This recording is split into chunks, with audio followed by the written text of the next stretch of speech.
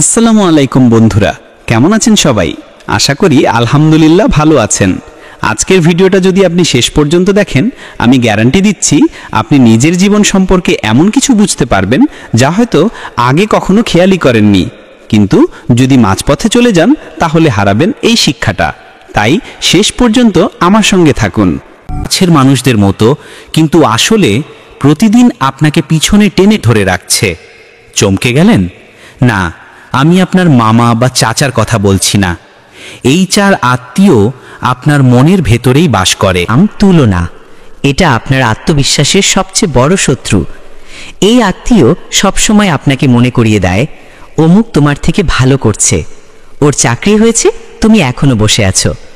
এই কথাগুলো আসতে পারে বাবা মায়ের মুখ থেকে, পাশের আন্টির কাছ থেকে, অথবা আপনার নিজের মন থেকেও, যখন সোশ্যাল মিডিয়ায় অন্যের সাফল্য দেখেন। ফলাফল, নিজের অর্জনকে ছোট মনে হয়, আত্মবিশ্বাস হারিয়ে ফেলেন। বাঁচার উপায়: 1. নিজের গতিকে সম্মান করুন। আপনি কাল থেকে আজ কতটা ভালো করেছেন সেটাই দেখুন। 2. প্রতিদিন কৃতজ্ঞতা প্রকাশ করুন, যা আছে তার জন্য ধন্যবাদ দিন। 3. সপ্তাহে অন্তত একদিন সোশ্যাল মিডিয়া থেকে দূরে থাকুন। দ্বিতীয় আত্মীয়, হতাশা। হতাশা দেখতে শান্ত, কিন্তু ভেতরে বিষ। যখনই আপনি নতুন কিছু শুরু করতে যান, সে কানে কানে বলে, তোমাকে দিয়ে হবে না, চেষ্টা করে লাভ কি? এই হতাশা আপনার স্বপ্নের দরজায় তালা মেরে দেয়। বাঁচার উপায়: বড় লক্ষ্যকে ছোট ছোট ধাপে ভাগ করুন। প্রতিটি ধাপ পার হলে নিজেকে বাহবা দিন। ইতিবাচক মানুষের সাথে মিশুন, যারা আপনাকে অনুপ্রাণিত করে। ব্যর্থতাকে শিক্ষা হিসেবে নিন।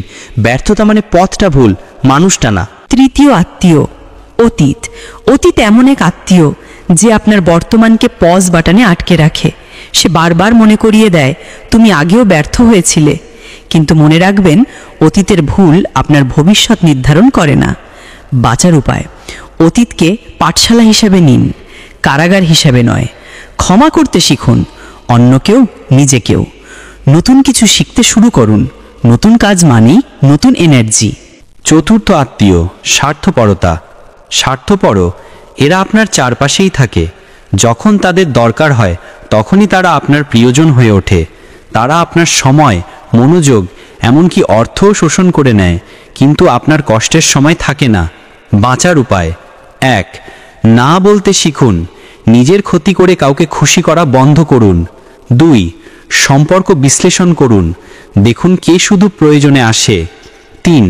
যারা সত্যিকারের পাশে থাকে তাদের সময় দিন।